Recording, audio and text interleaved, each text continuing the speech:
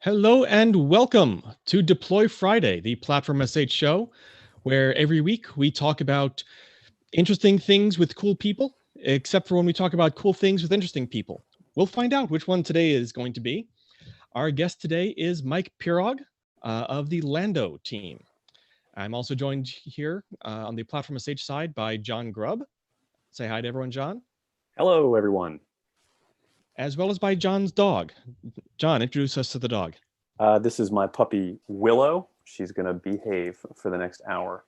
She's going to be very good girl. All right, so if Willow has any questions, she can just, wag her tail at us or something. She will just jump right over my head and into the computer, but hopefully not. Excellent. All right. So let's get into it. Mike, who are you? You work for Tandem. Who are you? What's Tandem? These are great questions, Larry. Hello to everyone out there on the internet. My name is Mike Pirog. I work at a company called Tandem, which is a full-service digital agency, primarily in the PHP space, but we also do other technologies as well. And we have a nice history of DevOps experience. And we also are the makers of Lando, which is a free and open source developer tool, primarily local development. And that is our pitch. Okay, so I guess then let's move right along. You mentioned Lando. Aside from Billy D. Williams' best role, what is Lando? I'm questionable whether that's his best role. I don't know if you've seen some of his commercial work. It's great. Yes, so Lando is a free and open source developer tool, primarily local development. It's based on Docker as the underlying engine. It's primarily for PHP-based projects, but can really be used on any kind of project. There's about 11,000 people who use it every month and growing. One of the more popular choices for Drupal development. And the general idea of Lando is I have a Git repository, and I've checked in a configuration file that tells Lando what kinds of things I need to run my project and to develop my project and test my project. And the idea is you should be able to sort of Git clone that repository down and run Lando start and end up with all the things that you need to run your project and develop your project locally on your computer. So that's the idea. This sounds very familiar. So this sounds fun. Why is Lando? So that's the what. What's the why? How did this come to be? Why is it a thing? How much time do we have, Larry? So the origin story of Lando is sort of long. I'll try to summarize it as best I can.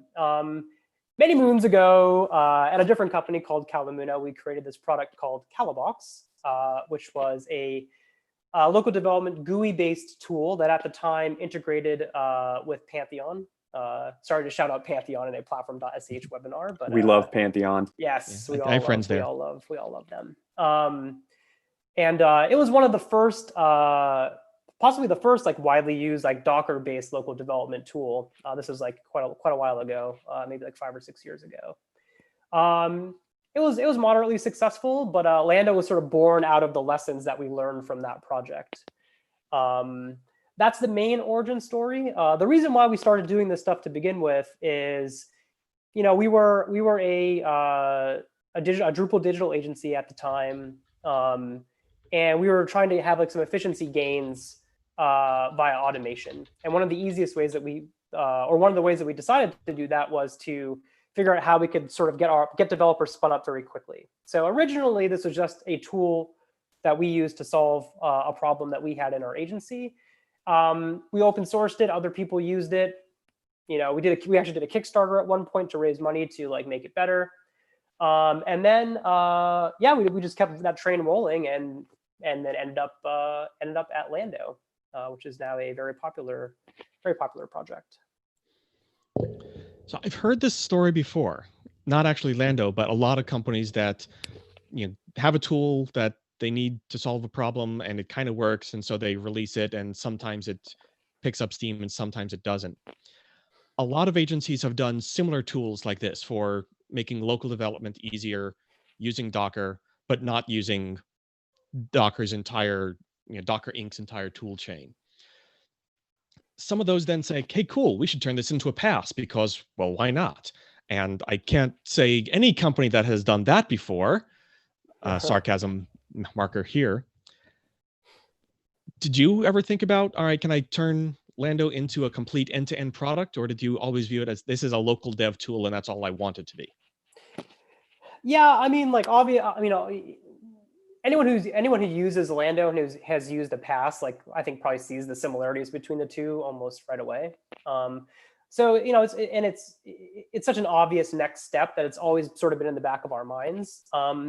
But doing like having like a popular and successful like free and open source local development tool is like it's not a trivial task. Like it's not for the faint of heart. It's very hard to actually solve this problem. And there's a reason why like the vast majority of people who are like, they make something for their agency and they're like, oh, this is cool, and they open source in it and it doesn't work. Because it's very hard to actually make something that is stable, that works across a large amount of use cases. So, yeah, there was thoughts maybe it would be cool to make a platform as a service on top of this. And every now and then we sort of revisit that question. But at the end of the day, it's like we've bitten off a lot to chew to begin with. And if we wanted to go that route, it implies other things, like probably like getting funding or doing something like that. And I don't really think that's the direction that we want to go. And I also think that there's a lot of work to solve this problem too. So, I think that ultimately, normally where we converge is this is enough. Let's continue to do this. There's still more work that can be done here. There's still more improvements that can be made here.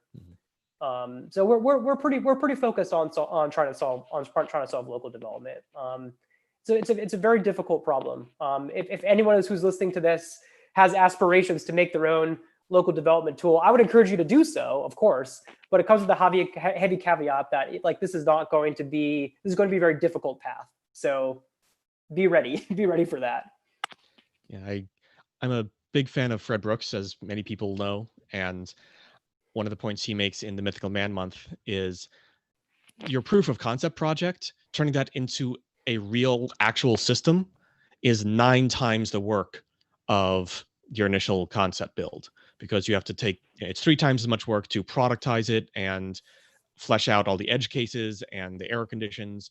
And it's another 3 times as much work to make it extensible and make it a real platform out of it. So building a real thing is 9 times the work of what you thought it would be just for building the thing in the first place.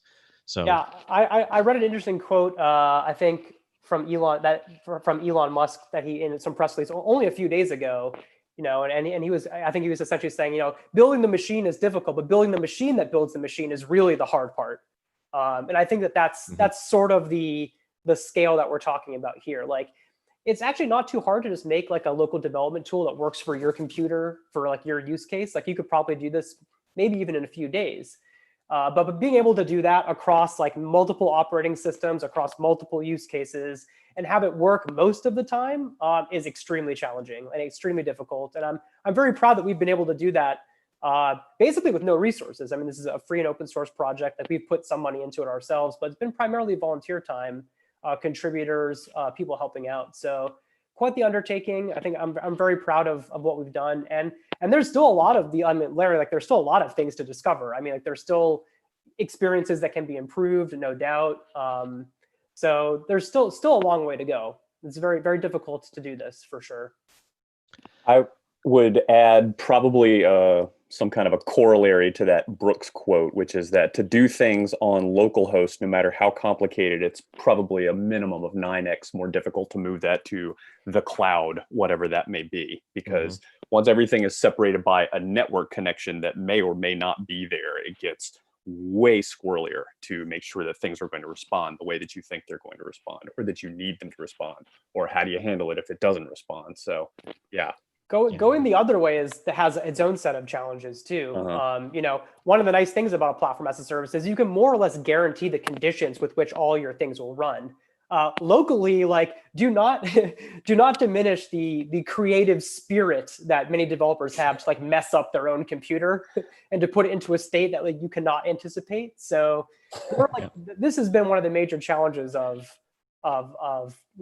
getting Lando to be able to run sort of at scale, is just like you cannot, like people do things to their computers that are just like like, how did you arrive at this state? Like, just walk me through the steps, because I don't believe that it's possible. So, that has been an interesting journey for sure. I believe you. I used to, in my early days, I've been here at Platform.sh for 4 years now, and probably the first year and a half or so, I spent a lot of time in the support issue queue, and we have the platform CLI, which is a locally installed, basically PHP-based CLI to help you interact with Platform.sh, and the number of different questions that we would get from users that couldn't make X work on what is really just a relatively smallish scope of PHP scripts on a computer.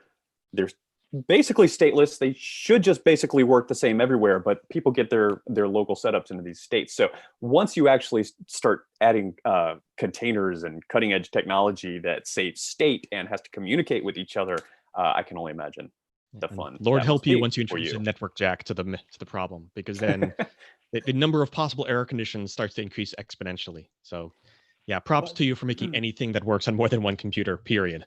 Yep. And to anybody who's done that. Yeah. Also, this is actually one of the benefits of Lando too, which is that, in the Platform.sh integration that we're working on right now, being able to run the platform CLI in a container whose condition we can guarantee, certainly makes things a lot easier. So, that's has been one of the nice things that we can rely on, that being there and it basically acting the same for anyone who uses the thing. So we've been talking about Lando as a local dev tool that uses Docker. Let's dig down a level. What does that mean? How does it work? How do I use it? What's the brief? Here's what it does and how it does it. Yeah. So I guess the more technical details on that is, you can think about Lando as a few things, and one of the more probably interesting ways to think about Lando is as a Docker Compose utility. So many people here have used Docker Compose. So is it a layer on top of Docker Compose, or is it an alternative to Docker Compose? Yeah. Okay. So yeah, great question, Larry. So it actually is it's a wrapper for Docker Compose. So you can think about it as sort of like an abstraction layer or as a superset of Docker Compose. So fundamentally, what happens is your Lando configuration gets translated into Docker Compose files, and then those are run sort of behind the scenes for you. That's one way that you can think about it. So essentially collapsing the Docker Compose config into the things that we care about the most. There's a whole lot of stuff in there that really probably doesn't matter too much from developer to developer. What image should I select, and what port should I expose? It's what they really care about is give me the PHP version I need, maybe some configuration files for it, and my web root. So a lot of Lando is just consolidating the configuration into a more manageable set of things, the things that matter the most. But at the same time, allowing you to access those lower layers of Docker Compose if you want to sort of go a little bit more refined. The other thing that it does in relation to Docker Compose is it provides a bunch of stuff that Docker Compose just doesn't do out of the box. So some of the obvious ones that come to mind are proxying and nice URLs. So people, they want to end up with a my site.something that they can click on, as opposed to localhost, some obscure port that is going to change all the time. Cross-application networking is one of the things that we do that I think is really nice. So if you're doing a decoupled site and you have application A over here in one repo and application B over here in another repo, if you want to configure those with Docker Compose, you certainly can do that, but it'll take you quite a while. For Lando, they just know how to talk to each other. So that's another nice thing. Host container permission handling across operating systems is one of the big ones. This is always very difficult. It's okay, I have a Docker Compose file and that's great, but when I onboard a Windows dev or a Linux dev and I'm a Mac dev, that's going to be different from each one of those things. Lando just sort of figures that out behind the scenes for you. So it's a lot of stuff like that. We set up SSL certificates, SSH key handling. So there's a whole bunch of stuff that we do. And if you use Lando, you don't really understand that these things are happening for you because it just sort of works. So I feel it gives you the experience that maybe people want out of Docker Compose but don't necessarily get. And I don't think that's I don't think that's a criticism of Docker Compose. I think they've drawn the line in a clear and obvious place. We're not responsible for those things. But we've said we are responsible for those things, and that's what makes the whole experience, I think, a whole lot easier for people. Nice. Now Docker Compose, for those who have not used that, let's dig down a couple of layers in these tools just briefly to make sure we're all on the same page. Docker is a container system that mostly gets used locally, that has a whole lot of configuration options, but is really optimized for running one container at a time. Docker Compose is Docker Inc.'s tool for extending that to coordinate running a bunch of containers at a time. And Lando extends that to make that API and configuration setup more user-friendly for people who don't really want to fine-grain control every nitty-gritty detail of all of Docker. Is that decent summary of the tool chain here? Yeah, I think so. I mean, Docker follows like sort of a microservices architecture. So the idea is you have separate containers with sort of individual purposes. So for like a very trivial, let's say like Drupal application, you would need like a container that maybe has PHP, a container that has like Nginx, and then a container that has sort of like the database backend. And if you were to do all of that just in pure Docker, like it actually is sort of a pain. You need to open like multiple terminals, run these like very long commands for each one. So Docker Compose sort of solves that problem. Like, how about we just have a configuration file that does that sort of management of all three things for us? And that was a huge step up when that came up. People are like, oh, like now I feel like I can finally use Docker in a meaningful way. But there's still a lot of options in there. So Lando sort of takes the next obvious leap.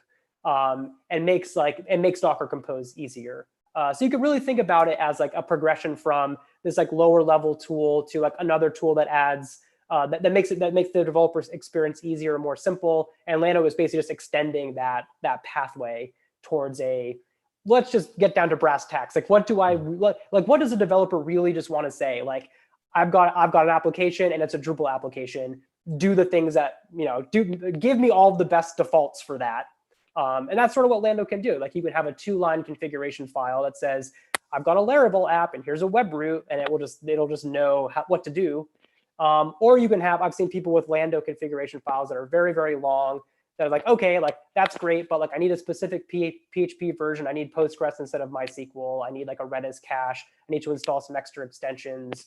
So you really can go from that 2-line config file that, to a large degree, 80% of people are fine with that, to like more sophisticated use cases. But we're just building on the pathway that from Docker to Docker Compose, and then from Docker to Compose to Lando. So I think thinking about them in that order, in that stack, I think is appropriate. So now Lando's not the only tool in this space that does local dev coordination. I won't mention the others by name. News to me. But what exactly is it that makes Lando special or unique or better than all the competition?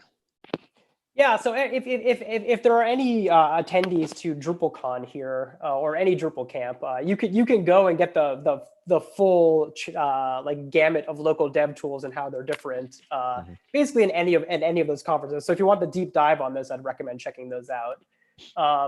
But yeah, there are other alternatives to Lando. We know the people who make them. For the most part, we like them.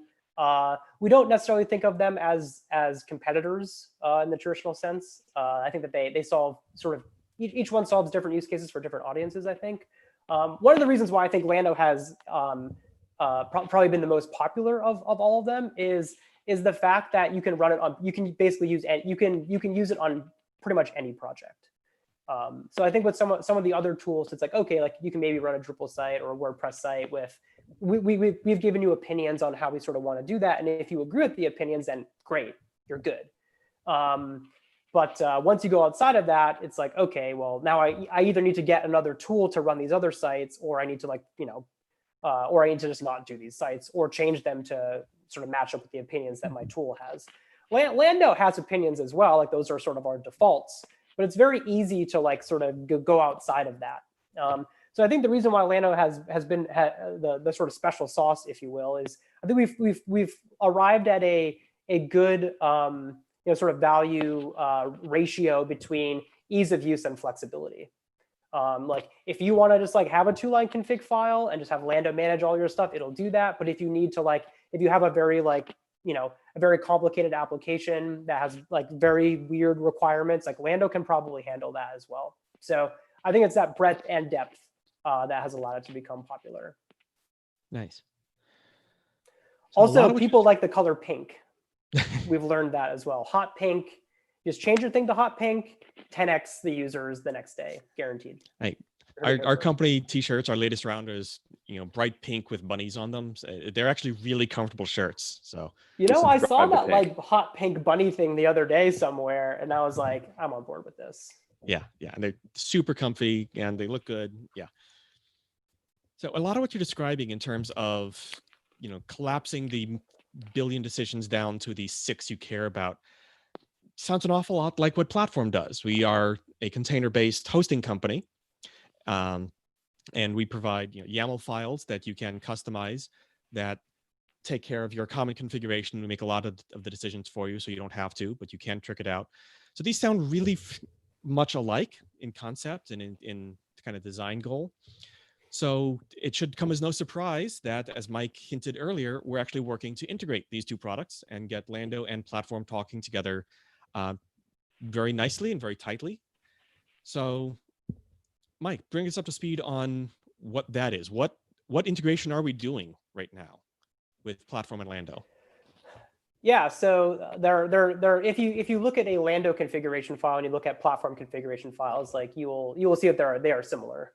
Not 100% similar, but very, very, very similar. And to a large degree, actually, when we made the switch to use Platform as our main sort of hosting provider, I think that we very much liked the experience that Platform provided for configuration. So to a large degree, some of the Lando configuration itself is inspired by some of the Platform configuration.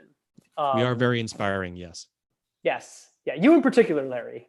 Johnny Grubb, on a good day. John inspires me. I try to be low key. Oh, so by the transitive property of inspiration, then I suppose Johnny Grubb inspires me through Larry. So yeah, so a lot of similar configuration options. One of the things that I think was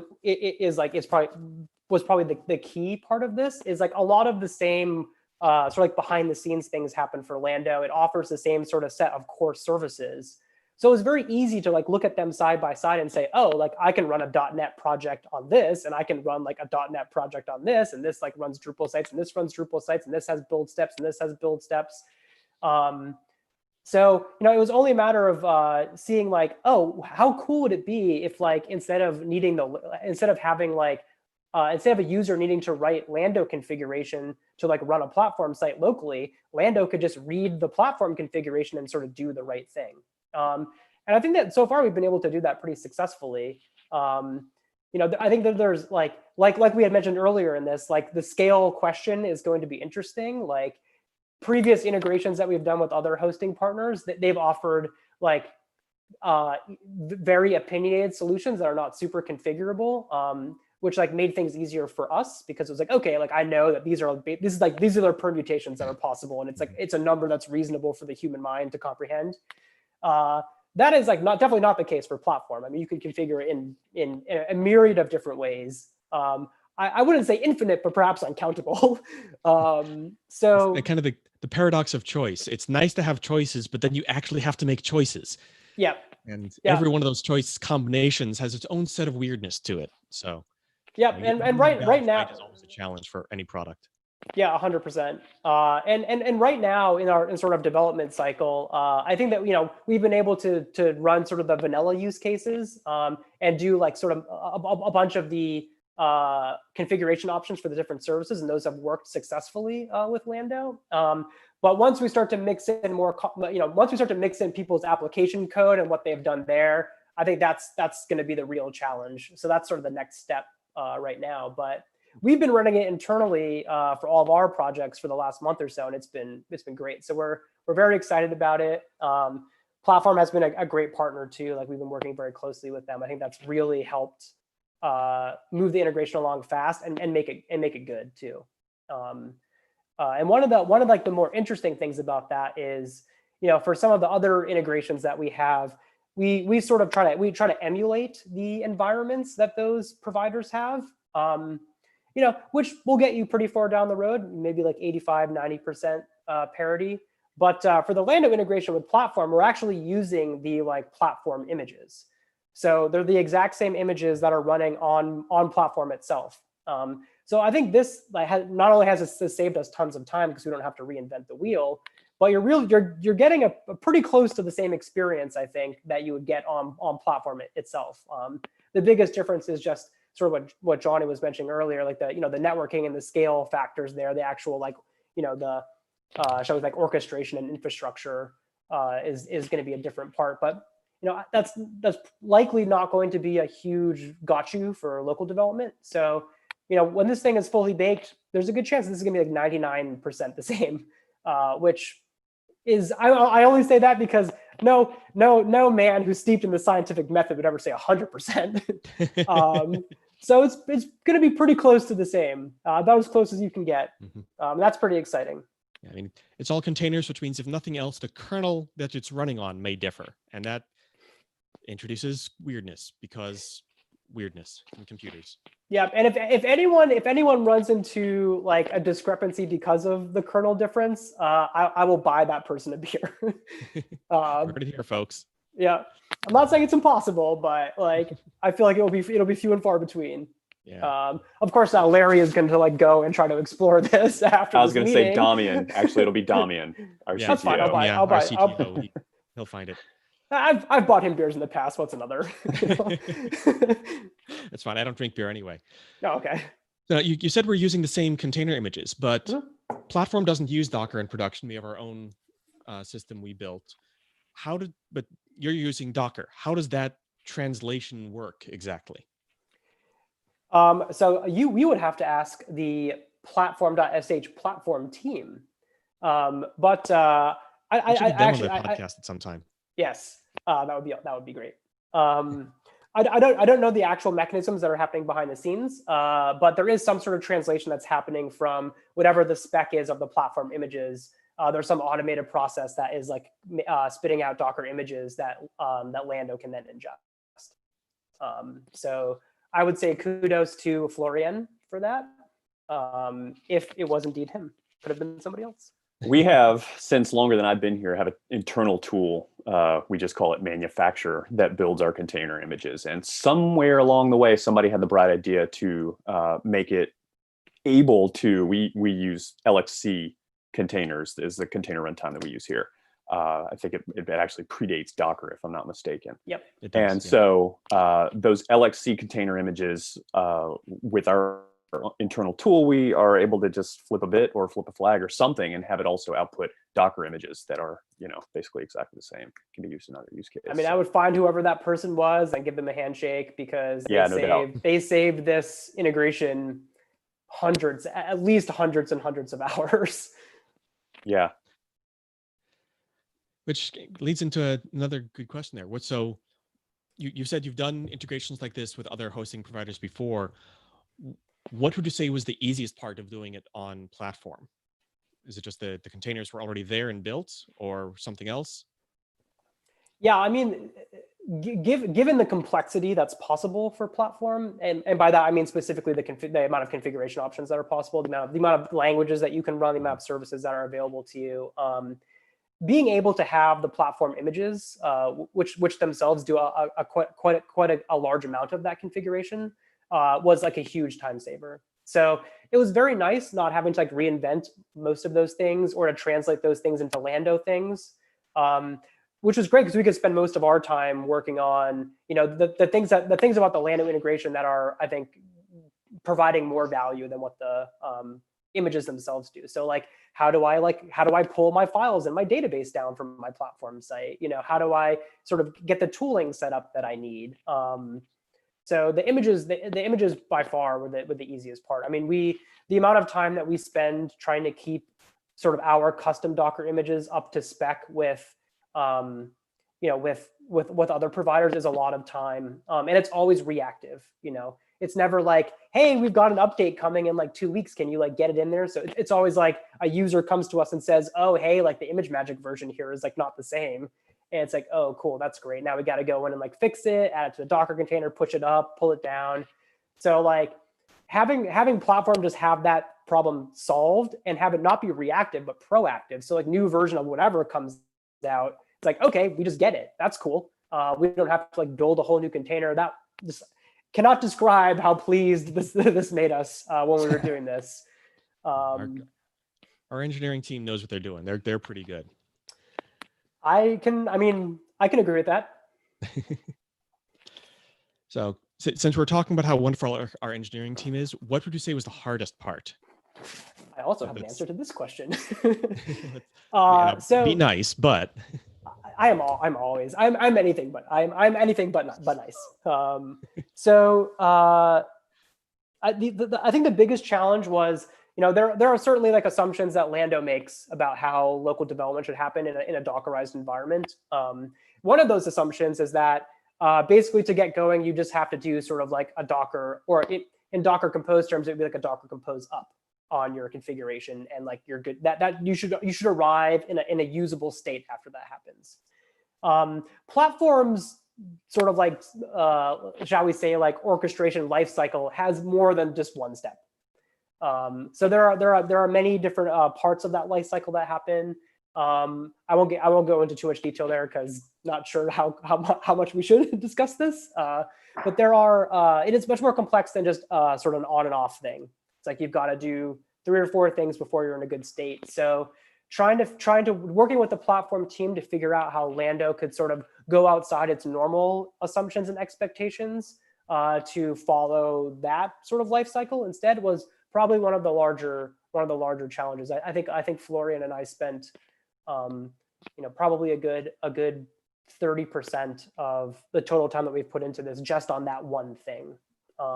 And to give you a sense of scope, there was like 150 other things.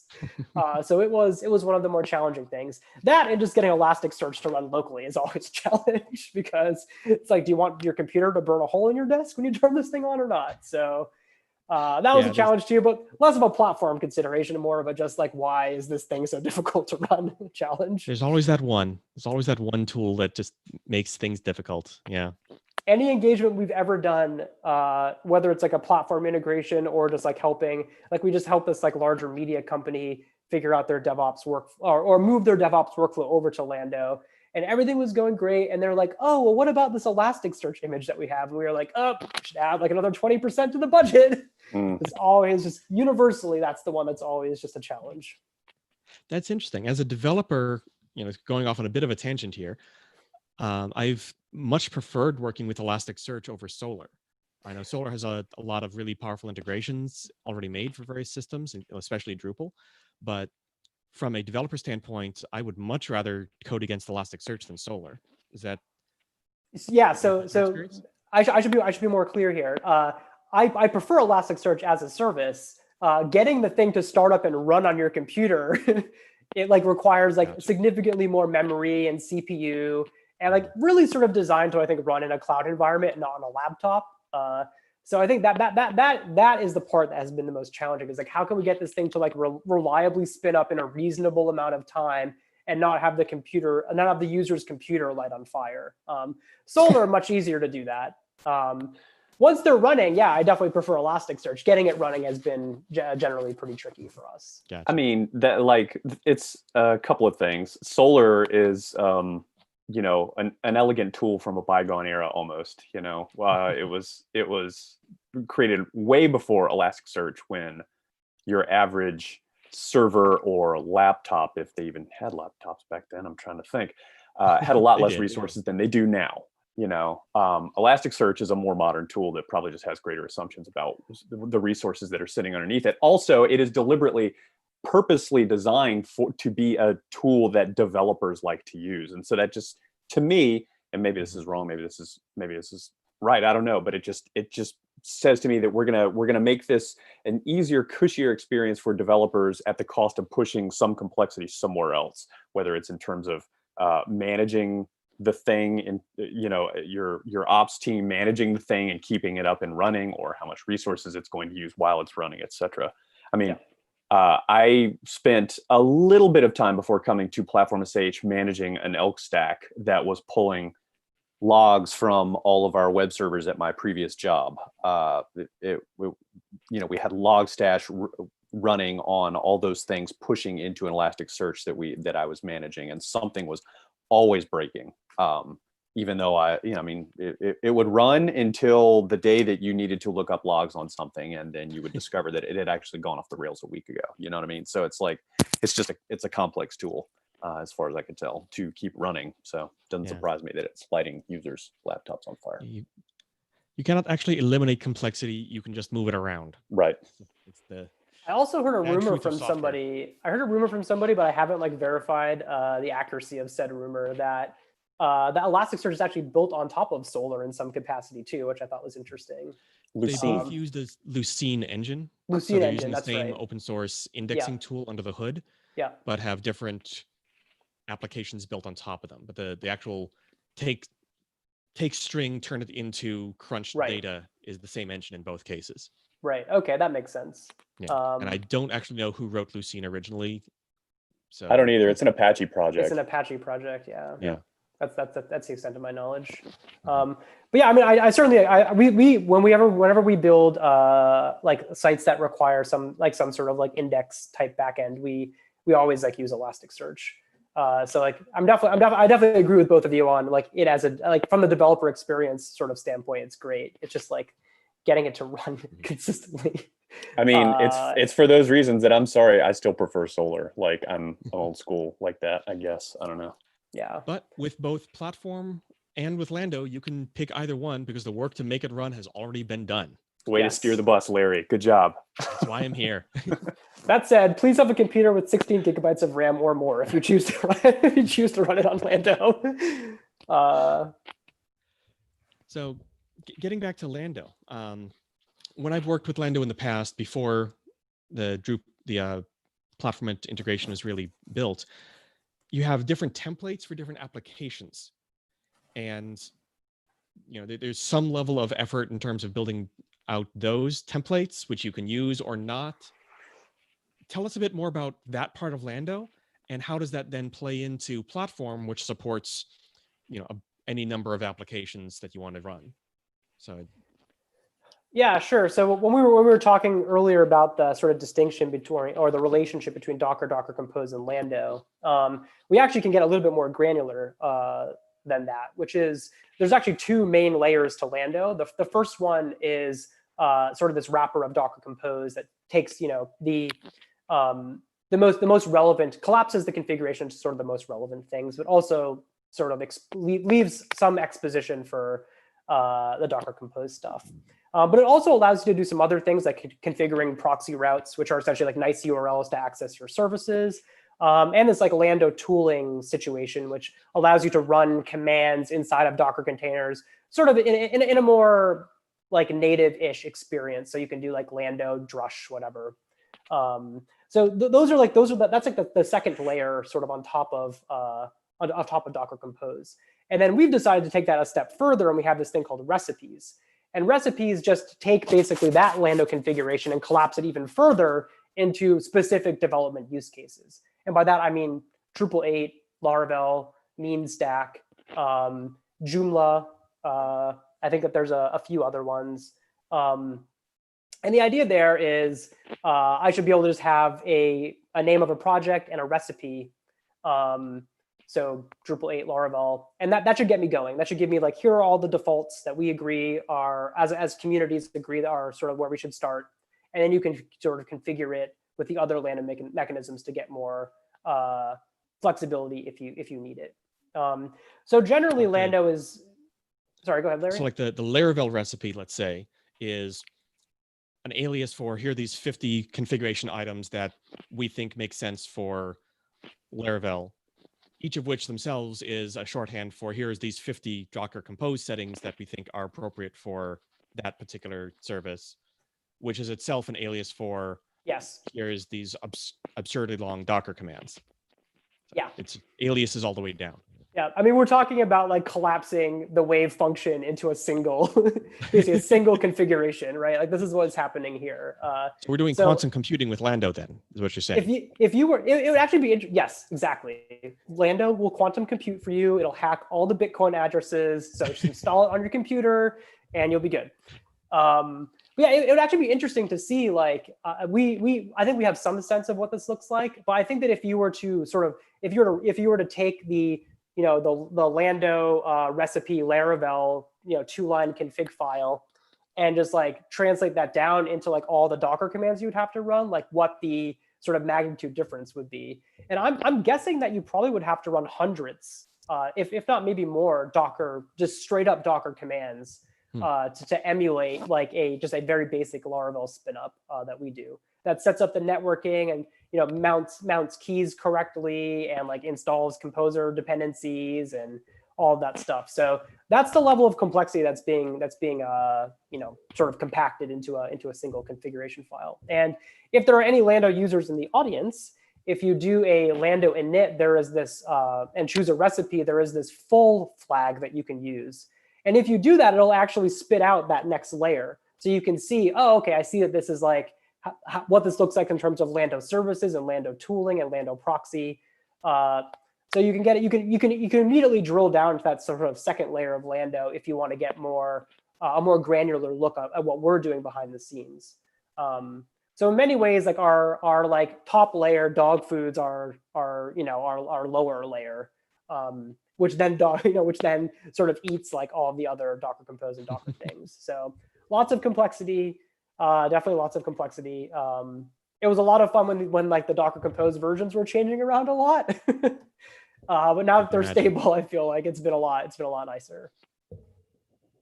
So then those recipes, do they play into the platform integration, or is the platform integration an alternative to those? Like if I'm spinning up a brand new Drupal 8 site with just Lando and nothing else, I would say recipe Drupal 8 or recipe Drupal 9 or recipe Symfony or recipe Django or whatever. With platform, do I care at that level, or is it a different approach? Yeah, you don't care. You don't care. I mean, one of the nice things, the only thing that has to, so I think basically a fully functional platform sh Lando site is we have a recipe that's just called platform.sh. That's the name of the recipe.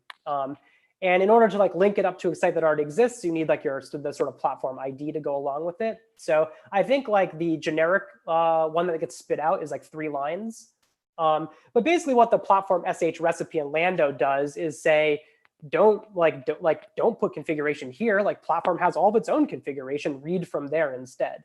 So when one of the nice things about that is if you are thinking about changing the configuration you're running on platform, you can do that in Lando now. So you can say, oh, you know what, like I think that we need to add another database backend or a Redis cache to our application. You just go into your services.yaml locally, make that change, do a Lando rebuild, and now all of a sudden you've got the Redis cache running locally as well. So it really is just following all of the platform configuration that you already have, and you edit it in exactly the same way. You tell Lando to do the rebuild, and you'll get the new stuff. And that's like one of the things that it makes that a little bit different than what Lando does is platform, at least as far as I know, and please correct me if I'm wrong, doesn't really have the concept of like recipe or framework. So like if you use the platform Drupal 8 template, if you were to take the platform Drupal 8 template and had like there's no platform configuration in that template that says, oh, this is like definitively says this is a Drupal 8 site. Like you might be able to infer some things with varying degrees of reliability about what kind of project it is, but there is no like this is a Drupal 8 site, this is a Laravel site, this is a Symfony site. So I think that's part of the beauty of the platform as a thing is that there is really no distinction there. It's like you got a PHP container, like here's some config to make it do the Drupal stuff, here's some config to make it do a Laravel stuff. So we just piggyback off of that. So there really is there's no concept of sort of recipe for a Lando platform sh project. Yeah. So then is there much work to make different applications work? Or like if you built it once and it now just supports anything platform supports? Or is there additional work needed for each framework? No, I mean, I think as long as it works on platform, it should work on Lando. I think that's sort of what we're going for. So if you've got platform configuration that is running successfully on platform, it should also run successfully on Lando. Like right now, I think we're working. So platform has done one of the things that I like the most about platform, and that Larry has been very involved in, are all of these framework templates that you can use as starting points for new projects. So if you want to like deploy a new Drupal 8 project, you can go to like the Platform.sh Drupal 8 template and deploy it to Platform. And that's really great because it gives you a good sense of like, here are the things that I need to configure in my, here are the platform things that I need to configure to like get a Drupal project to run on Platform. I think technically we should be talking about Drupal 9 now. It is out. Oh yeah, sure, Drupal 9. Force of habit. Yeah, that's fine. Certainly understand where you're coming from. So very good. Drupal 9. So same thing, Drupal 9. Just replace all the things I said about Drupal 8 with Drupal 9. Also true.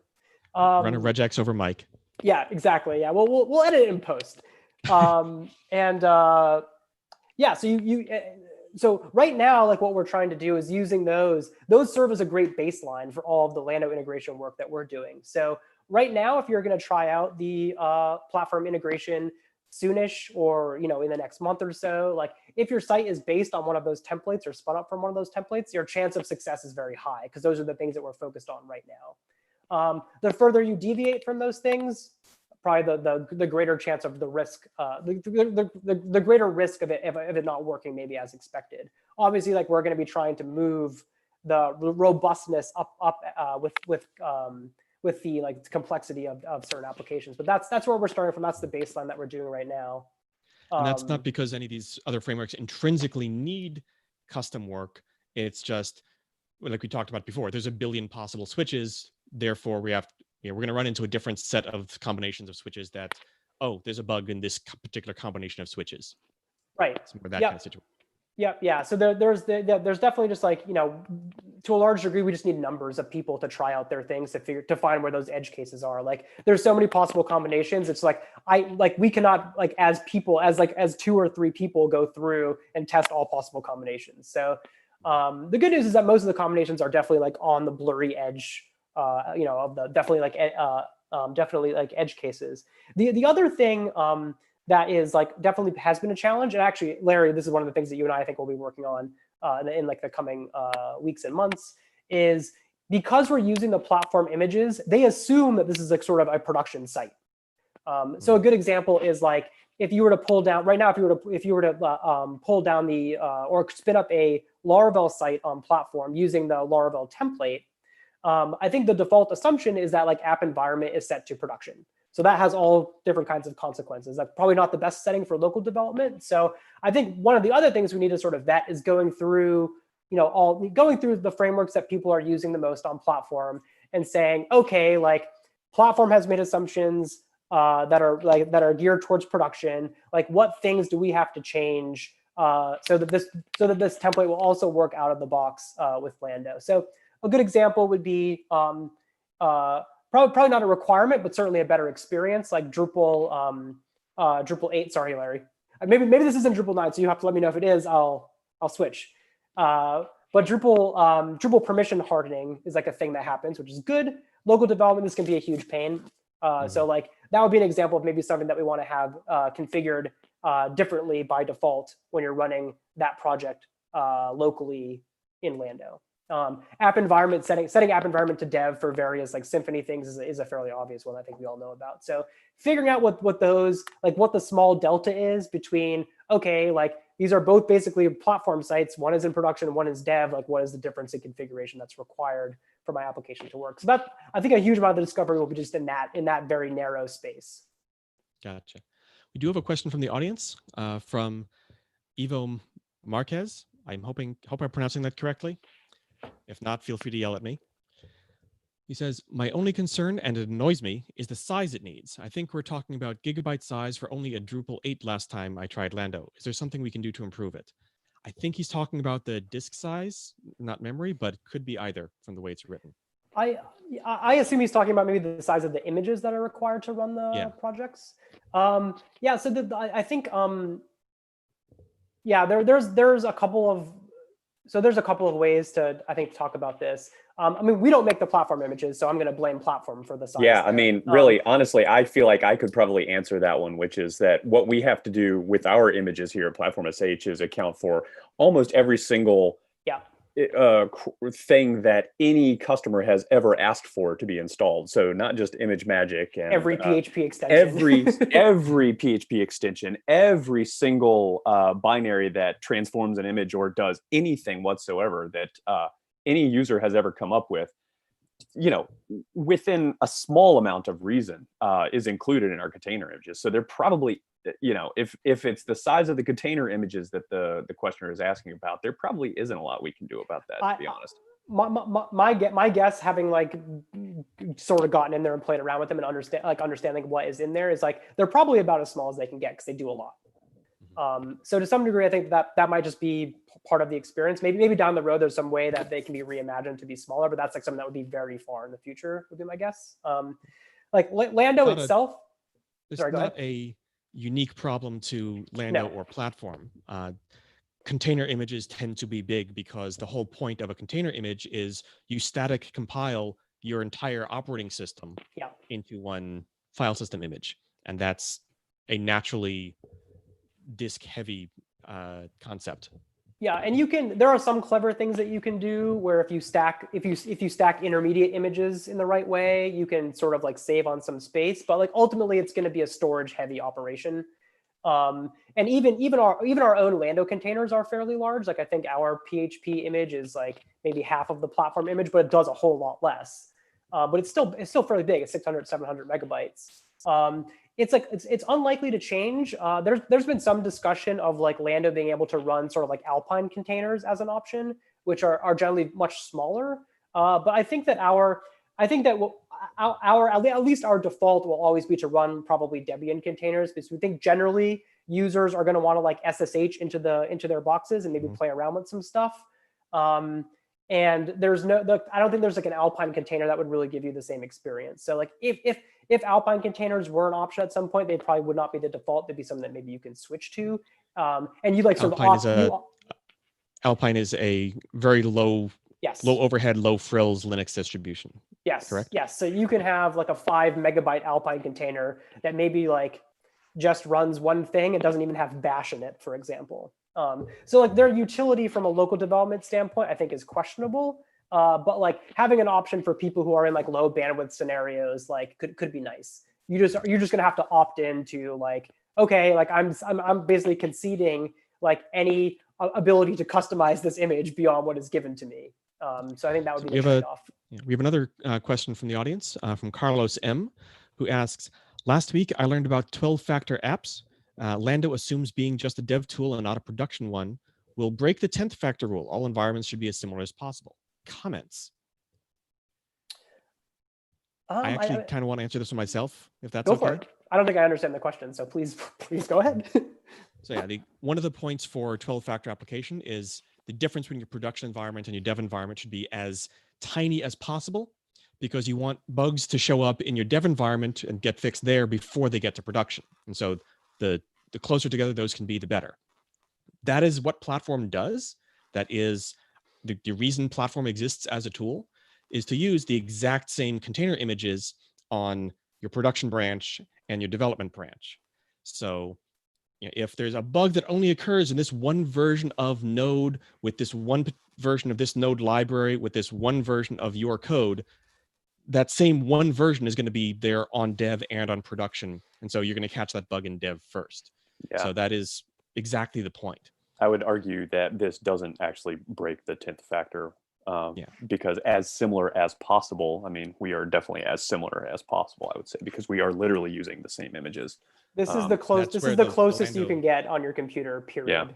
Yeah, and that's where the Lando integration that we've been working on comes in, to then use those, again, exact same images, the exact same bits on disk for your local development, as well as your dev branch, as well as your production branch. So that exact version of PHP and that exact version of ImageMagick and that exact version of whatever is the same exact version in each of those places.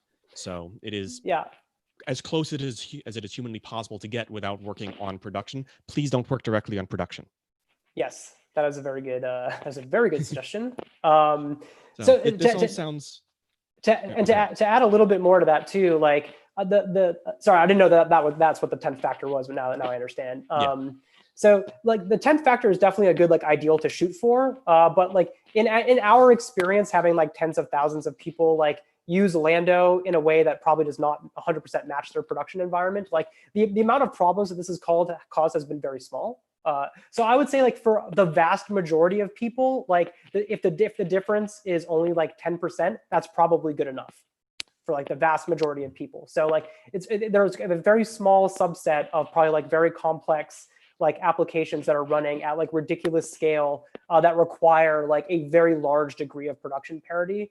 There also is like the point to be made too, like the last mile is always the hardest. So there's a diminishing marginal returns at play here too, which for a free and open source product, it's like, do we want to invest all this time to like get very, very close to production parity, or do we just say 90% is going to be good enough for most people? And then like, if you want to get closer, like we have configuration options that you can implement on your own to get closer. So there's that's definitely our a line. point of diminishing returns in as similar as possible. So we're running a bit low on time here. So if this all sounds great, if people want to try out Lando with Platform.sh, that is currently in public alpha. So there will be bugs, but it's pretty good already. Mike, how can people jump into the public alpha and start trying this today, play around with Lando today? Yep. So if you just go to the GitHub page, github.com/Lando/Lando, download Lando if you don't already have it. And then in the Lando documentation, there's a whole section for Platform.sh. We'd recommend that you read that first and then try out a site. Again, as Larry mentioned, it is alpha level. We've been using it internally at Tandem for all of our projects for the last month with a pretty high degree of success, but we made it, so we know how to sort of get around some of the problems that have happened. Definitely please try it out. There will be bugs, but like this is a necessary process to like get it into the next sort of phase of stability. If you find an issue, please report it on GitHub as well. And we are like we are very involved in that space, so there's a good chance to get a response, within a few hours. So please do that. Like, highly encourage you to do that. It may not be something that like you can use day to day, but if you're like interested in helping, please do it. Now, as you said, this is a free and open project, so people can use it without giving you money, which is great for them, but software still takes effort, still takes time, still takes money to produce. So if someone's using Lando, either individually or as a company, how can they best support Lando, support its development? Do you need people contributing code, in the large community? Do you want people just throwing money at you? Aside from write good bug reports, which is true for every project, how can Lando users or Lando platform users support Lando, the project, in making it better? The best thing that you can do is go to that same GitHub page and there's a sponsor button and you press it and you give us money. This is the best thing that you can do. The amount of time that we put into this is like very, it's a very large amount of time. This is a very difficult problem to solve. It requires a lot of time, mostly volunteer time. And we also operate a Slack channel that you can go into and get support too. So there's you will get your money's worth. There's no doubt about that. So if you use Lando and you like Lando, or you want to support open source, you want to keep Lando independent, you should go there and you should give us your hard-earned currency. Any kind is fine. All right. Sounds like we don't have any more questions from the audience. Mike, John, anything more you want to tell us or talk about before we wrap up for the day? I would just like to say that personally, I've known Mike and Alec and the Tandem team and the Lando back when it was Calabox, and the mental model between the two things has always been so close that I'm really glad this is finally happening. Mike and I have been talking for years about finally getting to this place, to having this particular webcast that we're having today. So I'm personally really excited. It's been like a really noticeable gap. Back when I used to work on the sales side of things, we would occasionally have customers or potential customers who wanted to know what our local development story was, and we didn't have a local development story, and it actually cost us some business in the past, I know for sure. And so this is a really wonderful development. I'm really glad that we've closed up this gap. I appreciate Mike and everybody's patience over there while we work out the details, and hooray, that's really it from me. We are huge Platform.sh fan people. We have been for a long time. Thought there was like a very natural fit between these two things, and Johnny Grubb, thank you very much. Him and I have been working to make this happen for quite a while, and I appreciate all the things about you, and also you too, Larry, because I believe you wrote some like Lando documentation maybe a year or so ago. That was very awesome too. Like it was great to like be able to point people to that. I think it helped create a groundswell, and the people spoke. And now we're going to give the people what they want. I just want to be clear that I did the absolute minimum amount of work in this entire deal. Gautier, Doug, Florian, Damian, and a whole lot of other people would put in a whole lot more time. Definitely not Aaron Porter, though. Yeah, no. If I were going to rank order them, you would be second to last, and he would be dead last. Appreciate. I'll take it. Aaron Porter is a member from the Platform team and a big joker, so we're just being nice to him here. Oh, yes, everybody knows Aaron Porter. That's one of the most annoying things about Aaron Porter. That was one of the deepest expressions of love that I can give, was ranking him in this way. So just to be clear. All right. Well, that just about wraps it up for today. Thank you, Mike. Thank you, John. Thank you, everyone out there who is or is going to be using Lando with or without Platform.sh, and everyone who's using Platform.sh with or without Lando. Although we suspect that those two groups are going to overlap more and more in the coming weeks. Definitely go check it out. I've toyed with it. It is a nice tool, and it does really fit nicely with the platform workflow. So I'm really happy just personally to see this happening. We hope you have enjoyed the show today. Tune in next week, or we're going to be kicking off a mini-series where we look at different languages supported by Platform.sh and therefore by Lando. We're starting off with JavaScript. So if you are not already versed in JavaScript, or your JavaScript versing is a couple of years old, guess what? It's out of date. JavaScript is moving quickly. So tune in for that. And with that, thank you. Take care. Have a good Friday. And remember to deploy, because Friday is always a good day to deploy. Take care.